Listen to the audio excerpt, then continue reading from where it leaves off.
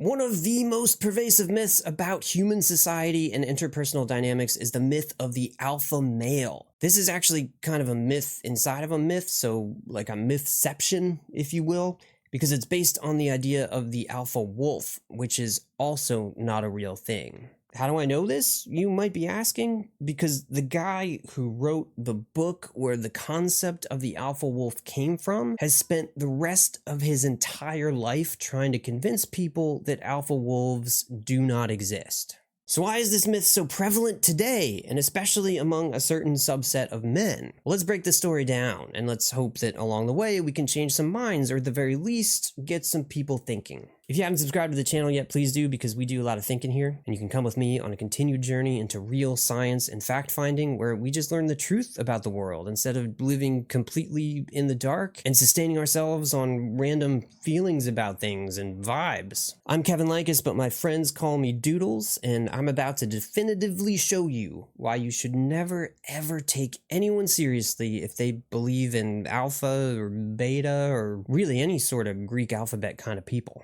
The year, my friends, is 1970, and after years of studying the wolf population in Isle Royale National Park, David Mech has published the definitive account of the science of wolves. The book is called The Wolf: The Ecology and Behavior of an Endangered Species. The book becomes an instant hit. People everywhere are reading this thing, and it's a bestseller immediately. It cements our understanding of wolves to this very day. Mech's observations so long ago revealed to him, in particular, a pattern that he believed was a demonstration of a hierarchical wolf pack culture overall. He signified what he saw by coining the term alpha wolf. And today, Mech wishes he could take the whole thing back. Mech has studied wolves now for over 65 years. He says we've learned more since his book was published than all of the previous knowledge we had about wolves put together. We barely knew anything other than fairy tales and really distant observations about the furry-fanged critters back when the book was published. And a lot of the so-called conventional wisdom that came out of the book was itself based on previous foundational research by a man named Rudolph Schenkel.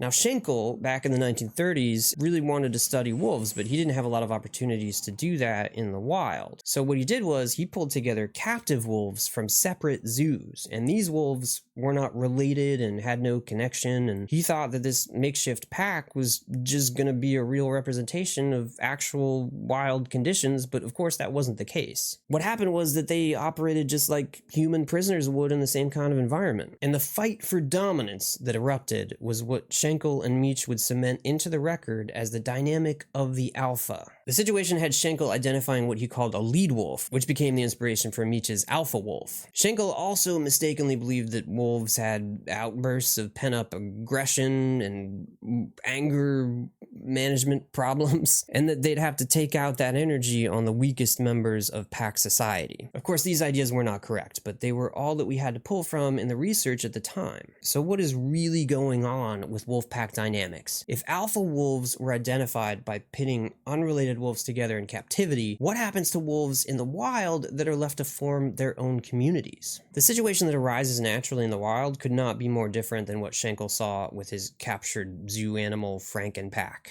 Starting in 1986, when Mech was in grad school at Purdue, he landed the opportunity to study wolves on Canada's Ellesmere Island. Ellesmere is an Arctic island close to Greenland and Nunavut, Canada. The crazy thing about the wolves there is that they weren't afraid of people, and Mech was able to get up close and personal. Mech has a couple of cool stories about really close experiences with wolves. For one thing, he describes this really cool moment where a wolf cub once helped him untie his shoelace. Mech would also often get to hang out in the den with the cubs and their designated babysitter while the other adult wolves went out hunting. He was able to be among the first researchers probably ever to spend so much time so close to wolf packs. This is also around the same time that radio frequency tagging was becoming a research tool, and so scientists were able to tag individual wolves and find out exactly how they moved and behaved within a larger social structure. Overall, Mech spent 24 summers studying the Ellesmere Island wolves, and this is where he was first able to fully understand their social structure and interpersonal dynamics and how they interacted with each other. This is where it dawned on him that the previous research about alpha wolves was totally wrong, because again, before this point, research researchers had only studied wolves in a captive environment and those that had been placed together from different packs. And wolves in this scenario will absolutely fight for dominance, which gave Rudolph Schenkel the impression that there was a hierarchical structure of aggression with an alpha wolf at the top, as opposed to the reality, which is that different groups and unrelated individuals will struggle for resources and social capital when in close proximity. And this is exactly what we now find in the wild after studying wolf packs in modern times. Packs that get too close to each other can often fight for territory, and they can absolutely kill each other. In fact, wolf pack on wolf pack violence is one of the major causes of wolf mortality in the wild. But there's no alpha or beta stuff happening with any of that. It's just a straightforward conflict over space and resources, just like you find with every other living organism on the planet, from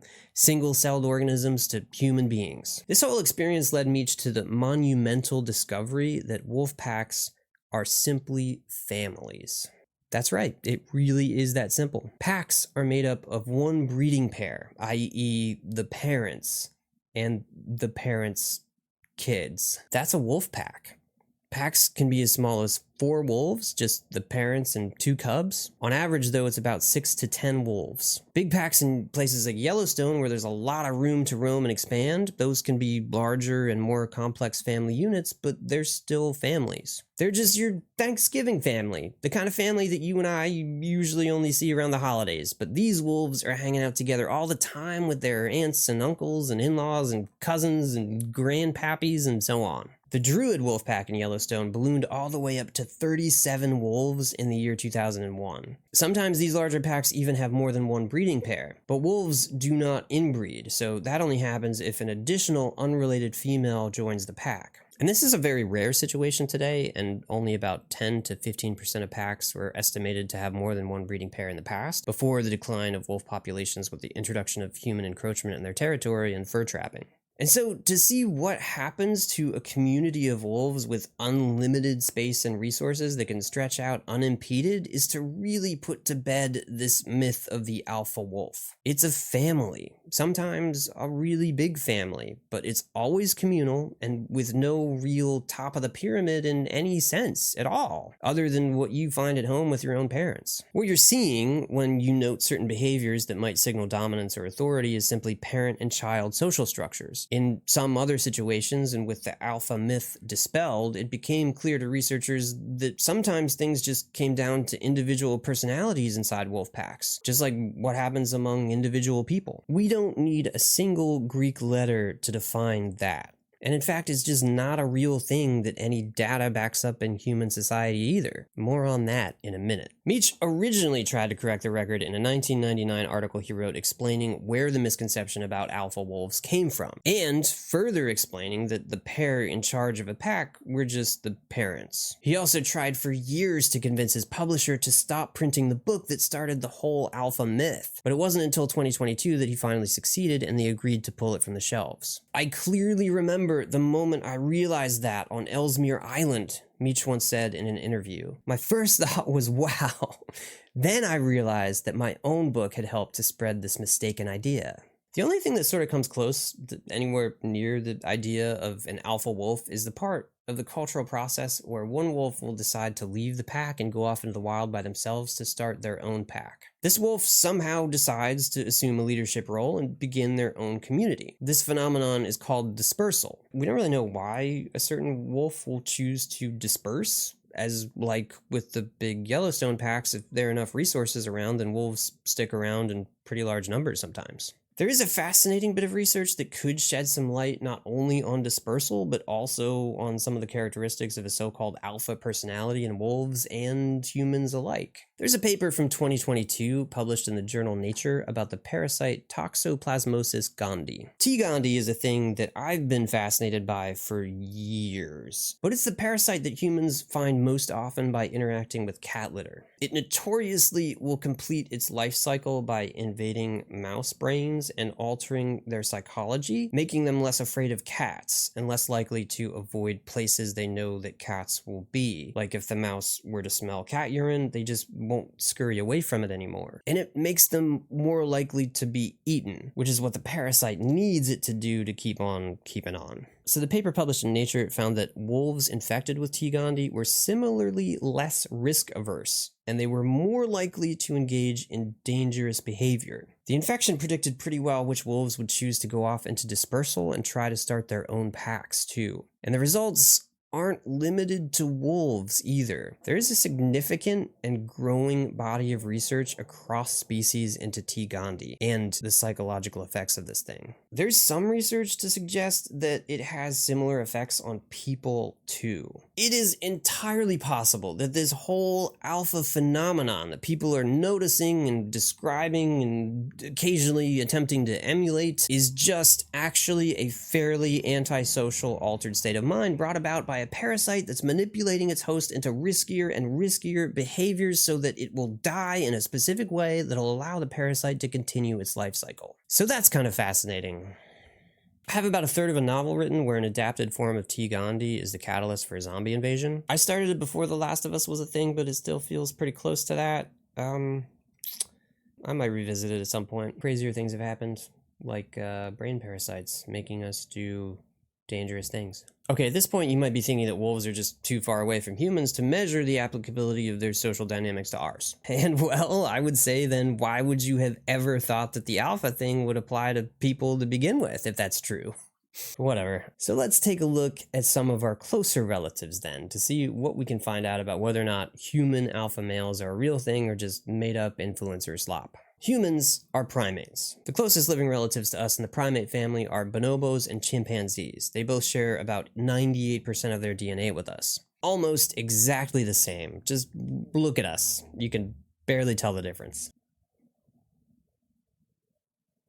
Lots of misogynist talking points over the years have come from the idea that chimpanzee society specifically has a fairly male-dominated culture. We also have a lot of evidence that makes this not as super straightforward as people think it is. First of all, chimpanzees and bonobos have very different social structures, with bonobos being vastly more communal and exhibiting more pro-social behavior. Second, and this is really important, the last common ancestor to each of these primates is found 6 million years ago. The two are way closer related to each other than they are to us.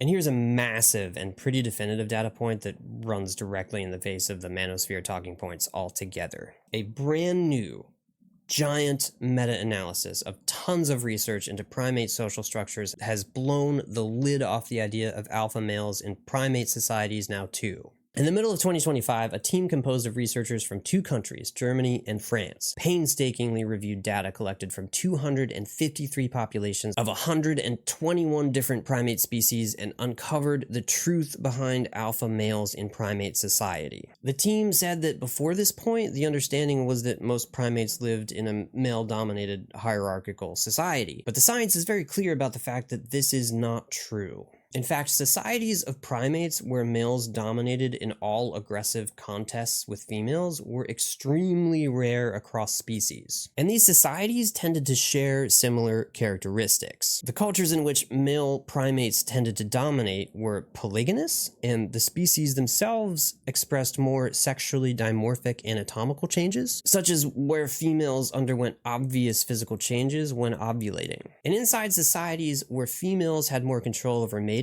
the female members tended to dominate the social structures. The main thing to note here is that contests between male and female primates are way more common than anyone previously thought. Half of all contests, in fact, involve a male and a female positioned against each other, and the research found that males won out in only about 17% of the groups they had measurements for. Another really interesting bit of research I came across in this analysis is the fact that male reproduction success was greater inside of bonobo populations than chimpanzee populations. So if you're looking to manosphere influencers like Andrew Tate to model your dating life after because they're telling you that dominating women is a good idea, the research that we have into primate reproduction success says that's actually a bad thing. Not to mention, of course, the data into actual human dating success, which I'm about to get into next.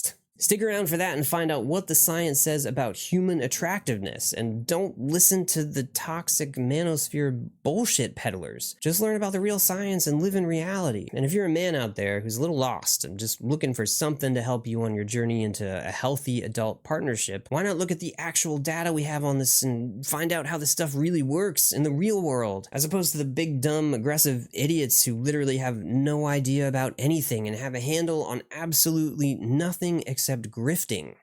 I don't know about you, but I vote for the science. So let's put the alpha male myth to rest. And let's get in on the real evidence behind what society for actual humans looks like. Go jump on that when it's ready. I'll see you over there when we're all Sigmas.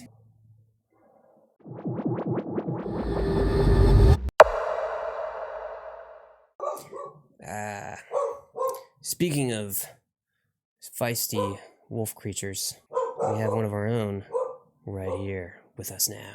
Is the feisty wolf creature in the room with us now? Yes, yes it is. Hey feisty wolf creature, calm yourself. Calm your feisty wolf creature butt.